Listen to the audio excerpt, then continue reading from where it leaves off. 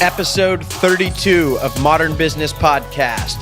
Today we get political with Dawn LaFreeda's Wall Street Journal article, Don't Blame Tips for Sexual Harassment.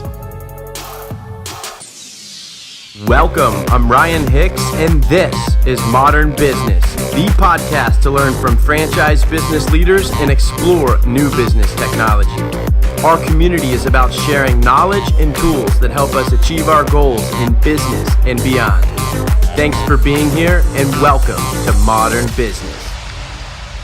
Modern Business Podcast. Today I'm going to do something a bit different. I'm going to do an opinion piece, and I thought that it was time to also do a monologue. So this is going to be my opinions basically on someone that I recently had on the podcast, and that recent guest was Dawn LaFreeda. I drove down to San Antonio. It was probably 2 months back whenever I drove down there, but I went down to San Antonio, and just before we hit record, actually we hit record, and then under the door comes sliding in a piece of paper.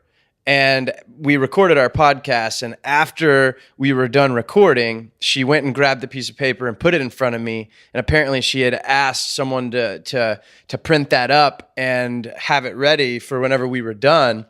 And when I looked at the top of that sheet of paper, it was an opinion piece published in the Wall Street Journal, authored by Dawn, and it said, "Don't blame tips for sexual harassment." And I thought it was awesome that she handed it to me. I didn't have time to read it at the time, so I put it in my bag, and we said goodbye, and I went on. Well, I started looking into the topic, and I realized it was kind of at the intersection of a few hot topics, sensitive political topics that are going on across the country, namely minimum wage equality, gender equality, women in the workplace, sexual harassment. All of these things have kind of become central debates in the mainstream as well as in local media outlets. And these topics are obviously very polarizing. Media outlets certainly benefit from this polarization because it drives ratings and they make money. And political figures use these topics to charge their bases up so they can get votes. And so I think it's important to even take a step back, whatever your political views are, is just understand the balance between things, because both sides, and whether it's media or politicians or business owners, everyone's kind of using these issues to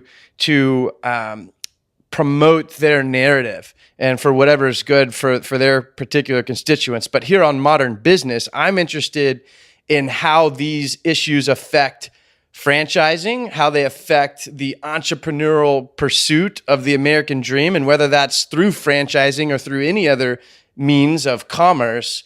Those are the things that we're interested in here. So then, today I want to talk about this particular issue that's going on in New York, and this is the issue that Dawn wrote about in her Wall Street Journal article.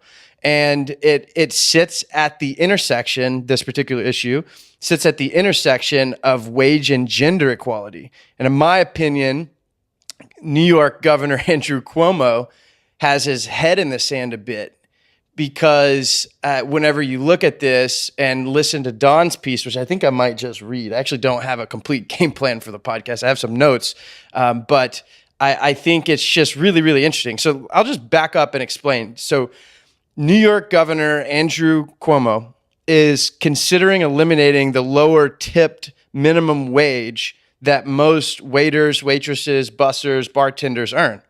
So employers are currently allowed to pay tipped workers a lower minimum wage, provided that gratuities bring in an individual worker's pay up to the full minimum on average. I don't know the exact rules behind it, but that's just currently how it is in 43 of the 43 of our states. And Cuomo and his cronies are asserting that, and this is a quote, they assert that, quote, tipping disproportionately affects women and people of color in service industries and is linked to a higher rate of sexual harassment, or to higher rates of sexual harassment. So just digest that for a second. I'm going to read it again. Tipping disproportionately affects women and people of color in service industries and is linked to higher rates of sexual harassment. This assertion was made in the State of the State book that New York governors are required to release every year. Governor of New York's required to release their State of the Union, but they call it the State of the State. And by the way, to cite where I found this quote, I originally found it on a January 4th, 2018 article by Ryan Sutton in the Eater New York publication. I found it online. So if anyone wants to go back and look that up, Ryan and I share the same name, but we definitely don't share some of the same views after reading that particular article. But whether you're in New York or not in New York, if you're a business owner, if you're an aspiring business owner, if you're employed by a local business or a national chain, these topics and this issue will affect you. The political debate that's going on, whether it's national politics, local politics, it affects you. Because these, at the end of the day, these are the issues that are forming the narratives that are going on everywhere. Thus, it's important. So, again, if you follow this podcast, recently we had Dawn on. Dawn has an incredible, Dawn LaFreeda that is, she has an incredible success story. She's a female business owner who's built an incredibly successful business through franchising. She owns and operates Dentex Central, which operates, I believe it's 83 Denny's as of today. And she told me on her podcast, whenever we were chatting, that I asked her how she started her business, and she literally said tips and credit cards. And so Dawn is uniquely qualified to weigh in on these topics. It's obviously why she's weighed in. And since she's a woman and she started as a waitress and went on to work her way up, and she started with money she saved from tips. She was chipping away at her American dream. And so this article that she recently wrote, I think I'm just going to cover it, but or just read it. But it gained coverage in a lot of major media outlets. Let me just read it to you. I'll also note before I read it, Dawn recently flew to New York City actually to testify on these topics because she thinks it's critical to fight for what's right. And so then let me just read it instead of giving you some excerpts. I'm going to switch over here. All right, so here's the article. Don't blame tips for sexual harassment. And this is by Dawn LaFreeda. It was actually published back in April. I thought it was more recent, but it was published in April. So kudos to you, Dawn, for getting ahead of this topic. But it's published in April. This is Wall Street Journal, WSJ.com. I can post the link in the notes. She says, for years, I was told that running a full-service restaurant was a man's game. I still remember the response from the banker I approached in 1984 to open my first company account. The banker says, young lady, are you sure you're not a waitress? Or are you sure you're not the waitress? And then Dawn goes on to say, I was a waitress at one time, saving my tips and maxing out credit cards to buy my first restaurant, but not that day. A lot has changed. Today, I'm the owner-operator of 81 Denny's restaurants across the South and Midwest. I don't get many double takes when I try to open a bank account now, but I still encounter people who suggest women can't fend for themselves in the restaurant industry. Consider the claimed link between sexual harassment and tips. Because female servers earn most of their compensation through tip income, the narrative goes, they're forced to put up with bad behavior from customers. We're told that women are powerless victims, so dependent on the customer for their next dollar that they'll tolerate any boorish behavior. But that doesn't describe the thousands of women I work with. Servers in my restaurants, especially women, don't see tip income as a drawback. It's a great feature of the job. Having cash at the end of the day and not just on payday helps a lot. Bad behavior is an occasional problem, but in any industry. But blaming the tipping system insults millions of women who benefit from it.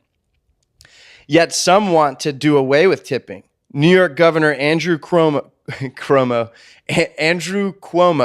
is considering a proposal to eliminate the lower minimum wage for tipped workers. This could lead to the end of tipping. The theory is that replacing tips with a higher base will a higher base wage will reduce sexual harassment. In reality, it will result in less take-home pay for a large section of the hourly labor force.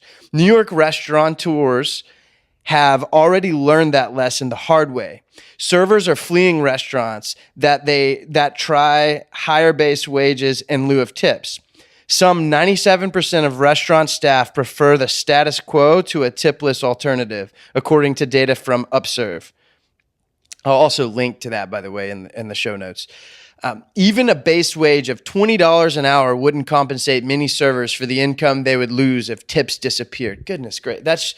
Let me read that again. Even a base wage of $20 an hour wouldn't compensate many servers for the income they would lose if tips disappeared. I just want to stop and note that. Politicians, what the heck are you thinking? Because that's just wild. What are you going to do? Raise minimum wage to $20 an hour? Anyways, back to Dawn's article. She says jobs, not only income, are on the line too. In states that have followed the wage model now proposed for New York, dramatically higher labor costs have forced unreasonable price hikes, which not all customers are willing to pay. San Francisco's environment with a high base wage for wait staff led to an increase in restaurant closures each time the rate was increased. According to a 2017 Harvard study, Equal Employment Opportunity Commission data shows that California also has a higher rate of restaurant-related sexual harassment claims than New York, suggesting a state's tipping system has nothing to do with a customer's bad behavior. I don't own restaurants in New York, and my employees won't be harmed by Mr. Cuomo's proposed policy. But I'm still concerned that an idea based on such scant evidence could ruin countless servers' income opportunities. Here's my tip for the governor. Listen to the servers affected by this proposal. This is one so-called raise they don't want. And that's the end of Dawn's article. I think it was a really good article, and I wanted to read it word for word for you guys. I'll offer my final thoughts. Using sexual harassment allegations and gender inequality to make the argument to raise minimum wage requirements on business owners is a preposterous political attempt to seize power from entrepreneurs and operators, and it will have an adverse effect on jobs and growth. Those are my final thoughts. Would love to hear your feedback, as well as your, please like and share Dawn's article. I will publish it in the show notes. Thank you for listening to this opinion piece. Hope I didn't charge some of you up too much, but until next time, cheers.